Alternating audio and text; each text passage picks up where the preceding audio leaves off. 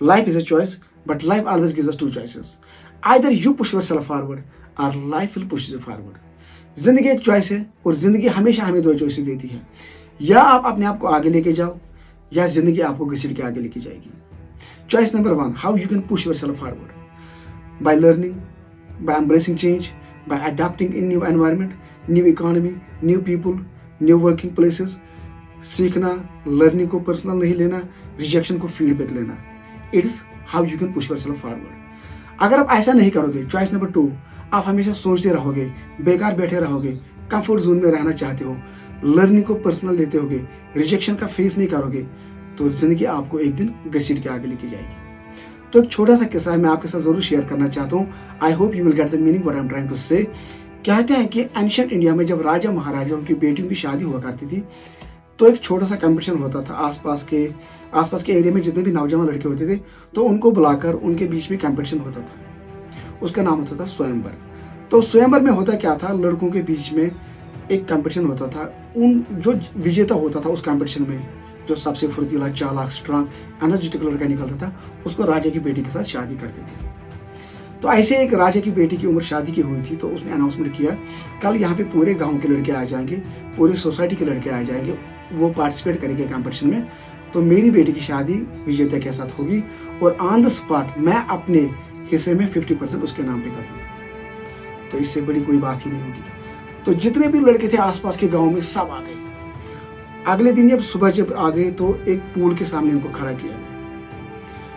Match ये था, competition ये था, पूल के इस साइड छलांग मारनी है और अगले साइड जिंदा निकलना है, without having scratch on body, without having damage on body. But the pool was full of hungry alligators. ये था मैच. पूल के इस साइड छलांग मारना, स्विमिंग करके अगले साइड निकलना, without any damage, without any scratch, but the pool was full of hungry alligators. तो अनाउंसमेंट करते ही एक छलांग की आवाज सुनी राजा ने और बाकी सब लोगों ने. तो एक नौजवान ऑलरेडी कूदा था, तो उसने पूरी फोर्स लगा के, पूरा ताकत लगा के, पूरी स्विमिंग करके अगले साइड वो जिंदा निकला, any damage, without any scratch.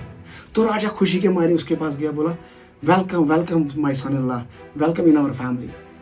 तो इस बंदे ने बड़ा सरप्राइज आंसर दिया, हैरान करने वाला जवाब दिया. लिसन. तो बंदे ने कहा, एक नौजवान ने जवाब में कहा, वेट वेट वेट सर, ना मुझे आपकी बेटी में कोई इंटरेस्ट है और ना मुझे आपकी दौलत में कोई इंटरेस्ट है.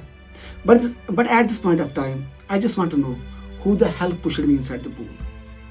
But at this point of time I just want to know who the hell pushed me inside the pool. मुझे धक्का किसने दिया? मैं तो तैयार ही नहीं था इस धक्के के लिए, इस काम के लिए.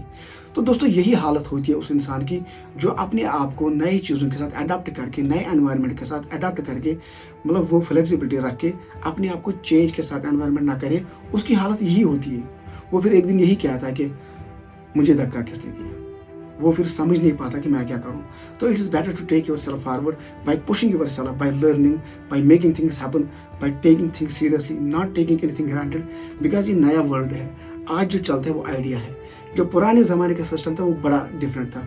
आज हर एक कदम पे आपको नई चीज़ें सीखने, तभी आप सर्वाइव कर सकते हो. Thank you so much. Hope you will share with other people. Knowledge grows. Thank you so much.